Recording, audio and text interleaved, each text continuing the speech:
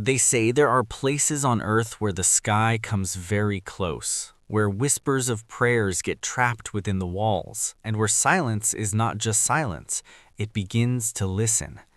This is the story of a mosque that existed on maps yet had been completely erased from hearts. A mosque whose doors remained open in the day, and at night, time itself seemed to pause. People said that here not only does the call to prayer echo, but you can also hear the footsteps of those who cannot be seen. It was said that a person is never truly alone in this mosque. This is the tale of a moment where faith and fear stand side by side. Today, we are opening the door to that mosque, where every truth is not immediately revealed and every path transforms the listener. Pure Asrar Mosque, a story that is not merely told, but felt. The Imam of a mosque recounts his experience. I have spent many years of my life in the service of Allah's houses, immersed in the call to prayer, the silence of prostrations and devotion. The mosque whose story I am about to share was the heaviest, most mysterious, and deepest trial of my life. This story is not just about a mosque, it is about a man standing between fear and faith. When I was appointed as the Imam of that mosque, people's faces reflected strange emotions. Some averted their eyes, some shook their heads with regret, some looked at me silently, as if to say, "You do not know the path you are stepping onto." I read those gazes, but I said nothing. "Baba, you don't understand. This mosque is very mysterious and strange sounds come at night." "Son, a mosque is the house of Allah." "Yes, but if it is inhabited, why would other creatures come?" This mosque was on the edge of the village, old, silent, and abandoned. Its walls carried layers of dust as if they hadn't been cleaned for centuries. Grass had grown in the courtyard, tree roots clung to the walls, and the mihrab held a silence so deep it reached directly into the heart. The first time I stood before its doors, my feet stopped on their own. For a moment, fear rose within me, a fear that spread silently inside a person. I took a deep breath and silently said, "This mosque, it is overwhelming. There is a strange fear here." I slowly moved toward the mihrab. With every step, my heartbeat quickened. I closed my eyes and recited the call to prayer, "Allahu Allahu Akbar." My voice echoed against the walls, bounced under the dome, and returned to my ears. But the mosque was empty. No worshippers, no response, no movement. Just my own voice, making me realize I was alone. After the prayer, I stayed near the mihrab for a long time. The silence was heavy, silence that speaks without words. I felt a strange weight in my heart, but at the same time, a stubborn determination awakened. During the day, villagers passed by the mosque, but when night came, their faces changed color. "Maulvi Saab, I told you before, this mosque is not right. Strange things happen at night." "Sir, if you bring life to this mosque, it will frighten other creatures away." That day, I decided I would never leave this mosque alone. Whether anyone helped me or not, I would turn this desolation into a place of worship. I picked up the broom, cleaned the accumulated dust in the courtyard, removed the grass and dry leaves, and even cleared cobwebs around the mihrab. My hands grew tired, my back ached, but a strange strength filled my heart. As evening fell, I would light a candle and begin reciting the Quran. Often, during recitation, it felt like someone was listening, like even the silence was bowing in attention. The first night was very heavy. The air was cold and the walls seemed to whisper ancient stories.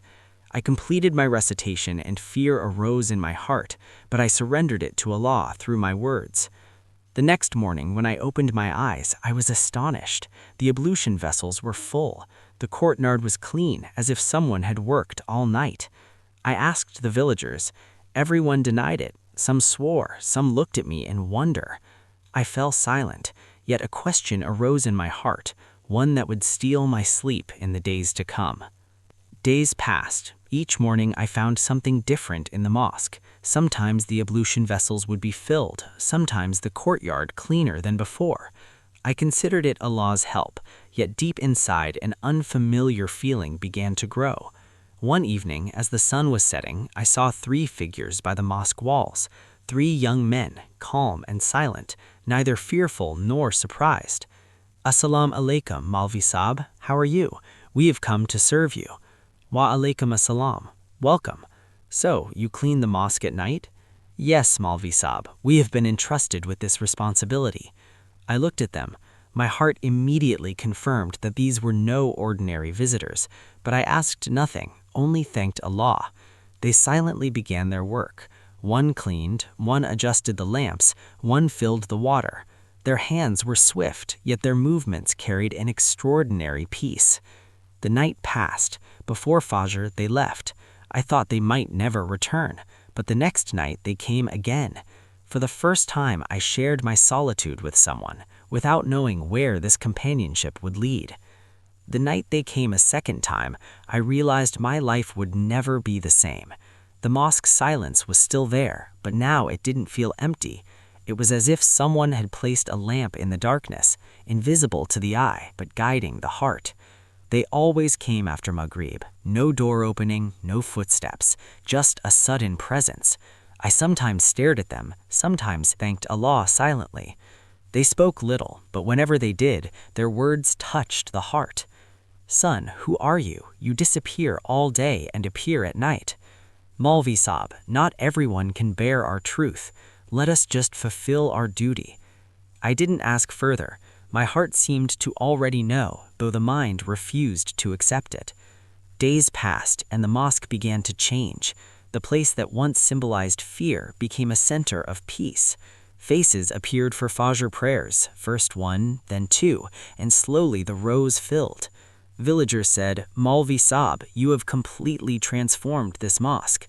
I smiled, knowing that behind this peace, their love was as much responsible as my prayers. Those 3 never tired. They filled the ablution vessels, cleaned the courtyard, adjusted the lamps, sometimes working all night, yet no exhaustion showed on their faces.